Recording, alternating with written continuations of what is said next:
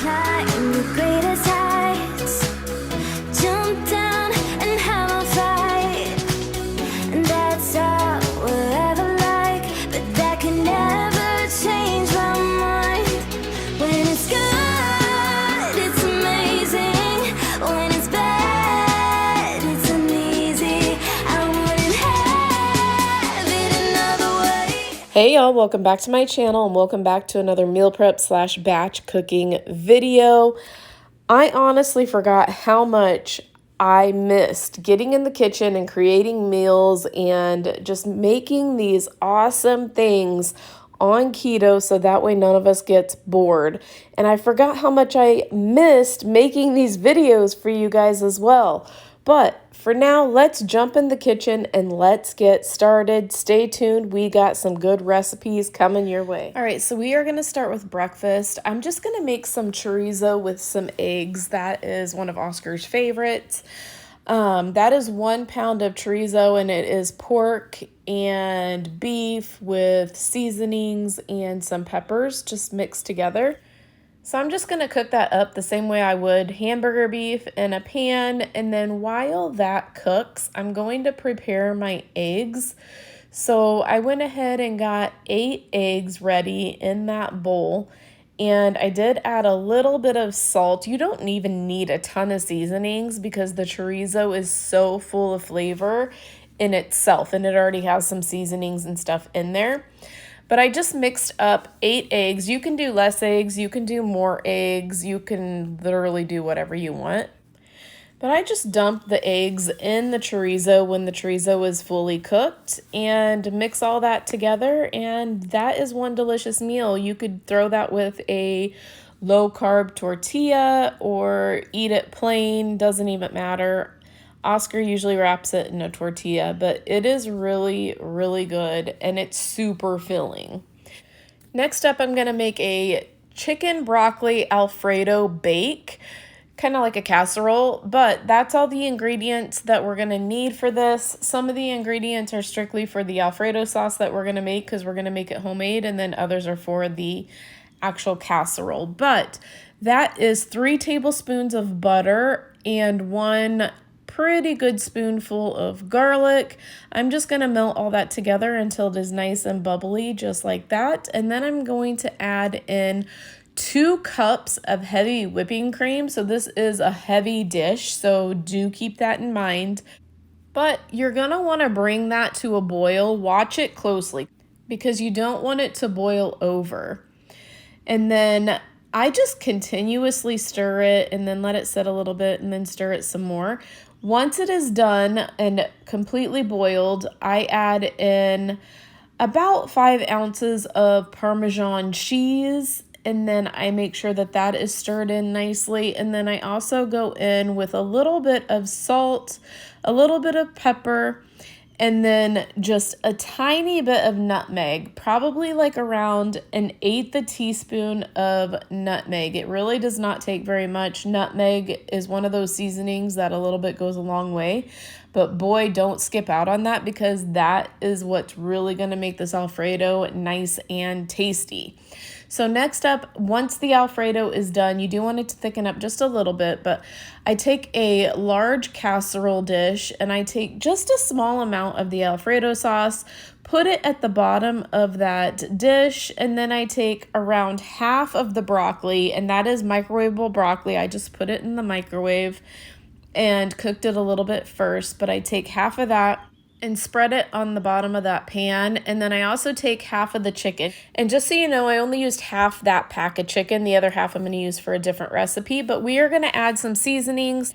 So we're going to add in there some onion powder, some garlic powder, some paprika, salt, pepper. We are going to doctor this baby up so that way it tastes amazing. So we're just going to do this in layers. So everything that we did, we're basically going to repeat. So I did add a little bit more Alfredo sauce. The only thing different in between is we are going to add cheese. And you can add whatever cheese that you choose. I just happen to use mozzarella. And then we're going to add in the rest of the broccoli, the other half of the chicken. We're going to go back in with a little bit more Alfredo sauce, more cheese, and then a little bit of paprika on the top. I preheated the oven to 375 degrees. We're just gonna bake that until it's nice and bubbly and done on the top. You can make it as golden brown as you want. It's really hard to mess this up. But that's what it looked like when it was finished, and it was delicious. So the next thing that we're gonna do with the remaining chicken that was in that package, I did slice them in half so they were a little bit thinner. I just took a small casserole dish, laid all of the chicken at the bottom. I squeezed out one whole lemon. You can do more lemons if you choose. I thought one was plenty. And then I poured the lemon all over the chicken. And then I go in, and I'm sure this is a step that you don't necessarily have to do, but I go in and I just kind of move the chicken around so that way the lemon juice gets all the way down to the bottom of every single one of the chickens. I used some salt. We're going to go in with a little bit of pepper. And then I personally love paprika, so I did go in with some paprika as well. And then I just added the chicken to the same oven temperature and all that with the casserole that I was making. Multitasking really is key when it comes to meal prep, but that's what it looked like when they were done. They took about 25 minutes and they were so good, so delicious. They had like a hint of that lemon flavor, so juicy. They did not dry out. They were delicious. Next up, we are making dessert. This is probably the easiest dessert I have made. It's called No-Bake Keto Peanut Butter Chocolate Bars. So the first thing that you're going to want to do is take 3/4 cup almond flour, and then 1/4 cup of Swerve. I use the confectioners. That's what it asked for. And then 1/2 cup, it says creamy peanut butter. I used almond butter because that's what I had. I don't steer away from peanut butter. I know some people do, but use whatever nut butter you want. 2 ounces of butter. I did melt the butter so that way I could stir it in nicely. And then 1 teaspoon of vanilla. You basically stir that up till it's nice and creamy and all mixed together. And then I took some parchment paper, lined it with a small baking pan, and I just went in with my hands and maneuvered the peanut butter mix in the bottom of that pan, made it even, and then we're going to get ready to make the chocolate. So all it is you're basically melting 1/2 cup of sugar-free chocolate. Use your sugar-free chocolate of choice. I use Lily's. You could even use like 90% dark chocolate, Lindt chocolate or something, but next time I may try it with that, so that way it's not quite so much sugar alcohols. But I just melted it in the microwave, and I didn't put any butter, any oils in it or anything. Literally just the chocolate, melted it in the microwave. You have to watch it super, super close because it will burn so quickly. So just do it in small little increments. And then I just spooned it over the peanut butter and spread it out. And once it's done, like I said, you don't have to bake it or anything. I just put it in the refrigerator, and then I cut the excess of the parchment paper off because when I put it in the fridge, I did cover it with foil. You don't have to do that step, but that's just what I chose to do. And then after it was finished, I forgot to record it when it was actually done, so everybody had already gotten into it. But you know what? It's a good thing because if you can tell, everybody enjoyed it, obviously. So when I remembered to record it, that's what was left. But it is so good, you guys. For being a no-bake dessert, like I'm all about that. This was the easiest dessert ever to make. Anybody can make this and not mess it up. I promise you. Next up, I just decided to make another simple little protein, so that way super easy to just throw aside with it. But I decided to make hamburgers. I'm making it in my air fryer. These hamburgers were frozen. I'm just using that hamburger seasoning right there. And to be honest with you, I don't recommend seasoning foods while it's frozen because it really doesn't stick, but I did it anyway because I'm impatient. So if you have more patience than I do, I would probably wait till they are slightly thawed and then put the seasoning on because it's going to stick to your hamburger so much better when it's not frozen.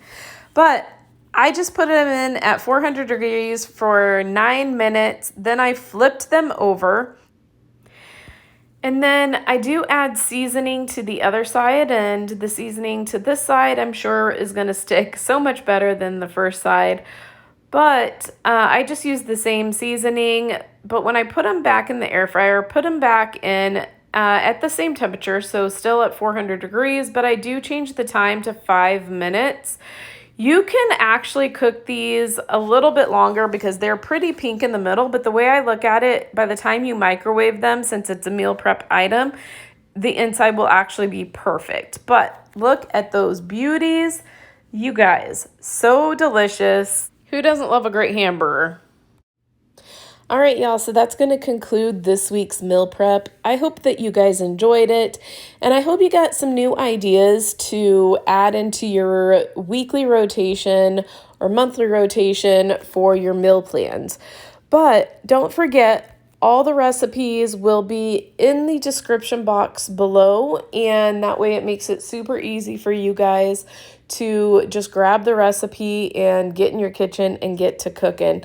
I will also leave my Instagram link down below as well, so that way if you guys want to tag me and let me know what you guys think of these recipes, I love that. Also, if there's a recipe that you love that you would like to see me share, I love that as well. But for now, I think that's all I have for you guys. Don't forget to go out there and make today even better than yesterday. I am praying for you, your family, and your country. Thank you so much for watching. I appreciate every single one of you guys, and I will talk to you in my next video. Bye.